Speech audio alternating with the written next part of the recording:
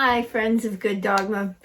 I just wanted to check in today at the end of a day of working with the dogs and kind of finishing up before I go down to feed everybody, finishing up a bit of paperwork. But I wanted to just have a little chat about a question that I've been getting lately, which is, what's the hardest thing about having a sanctuary of dogs who have behavioral issues? Is it that you need a lot of patience?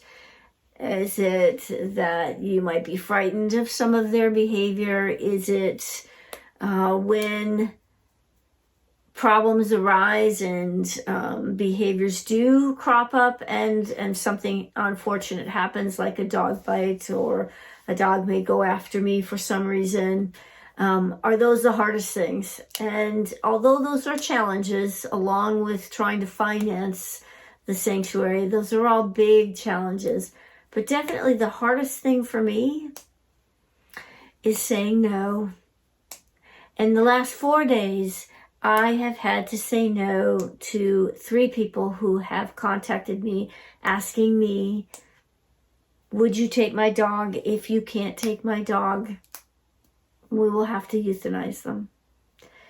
And all of those dogs, one person, it was 2 dogs, so these are 4 dogs altogether.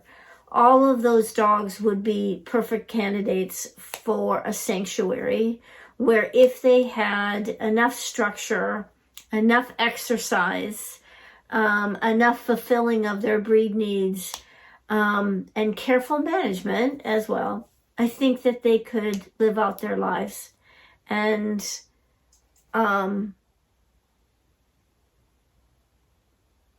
it's heartbreaking. I just have to say, it's heartbreaking. Not just because of knowing that these dogs are gonna, lose their lives, but also the human component. These people don't want to lose their dogs. They don't want to put their dogs to sleep. They would do just about anything to find somewhere safe for their dogs to be. And it is the most difficult thing for me to remind myself, you got to stay responsible, Paula. You got to know what you can do. And going over 15 is not a possibility. And so you're going to have to say no. And when I say no, I try to support the human component, the person that has called me. I try to support them the best I can. Absolutely no judgment from me. I don't know the circumstances that they're in. They'll tell me, but I don't fully know the circumstances that they're in. I don't fully understand what the dog's behaviors are because I haven't met them. What I know is that they're in pain. They do not want to have to put their dog to sleep. And so I try to support them the best I can to provide for their dog the most loving transition that they can provide.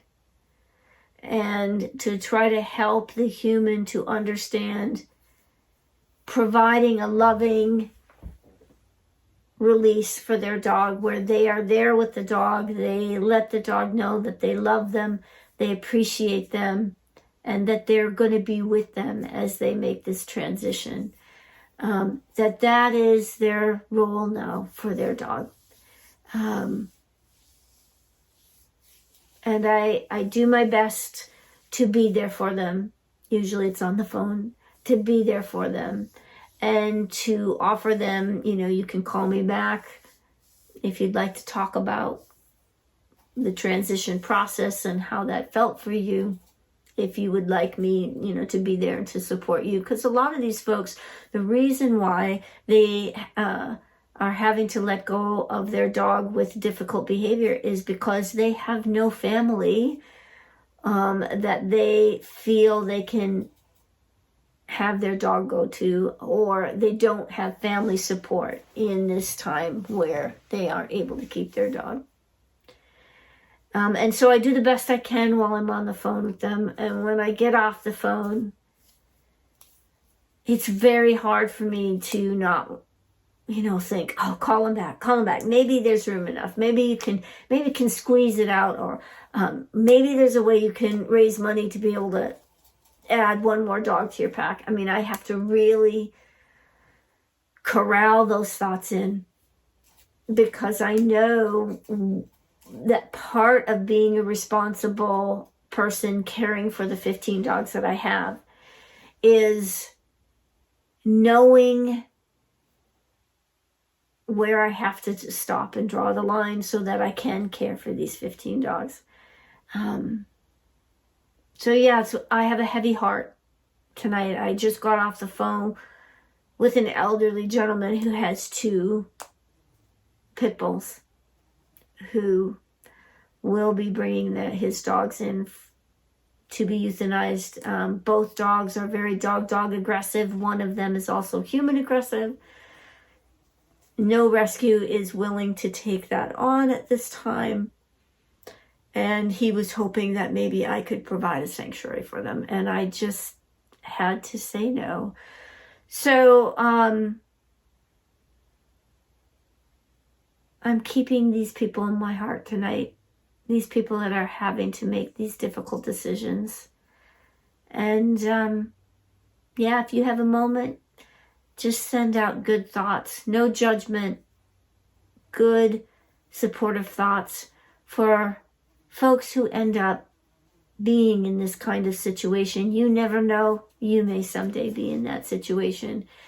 So I'm just sending out thoughts to people, not just these people, but people in general who find themselves in this most difficult situation where they cannot find a space for their dog.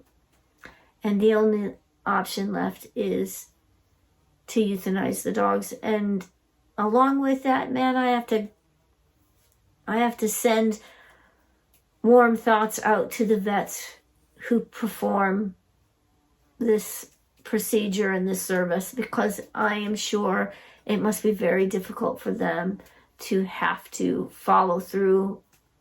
They would, I'm sure, want to do the same thing I would want to do, which is, oh man, maybe I could just take this dog home. Where could we find a home for this dog? Oh, it haunts you in your heart.